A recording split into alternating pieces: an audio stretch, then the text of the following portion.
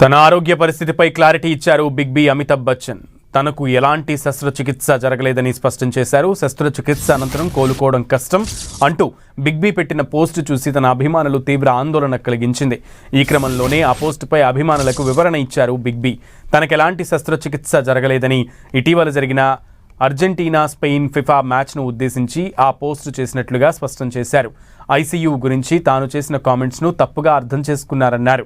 నాకు ఏ సర్జరీ జరగలేదు, ఆరోగ్యంగా ఉన్నాను, నా పోస్ట్ను తప్పుగా అర్థం చేసుకున్నారంటూ బిగ్ బి ట్వీట్ చేశారు. శస్త్రచికిత్స తర్వాత ఐసీయూ నుంచి ఇంటికి వచ్చినప్పుడు ఎదురయ్యే క్లిష్ట పరిస్థితులను ఒక ఉదాహరణగా మాత్రమే చెప్పానని పేర్కొన్నారు.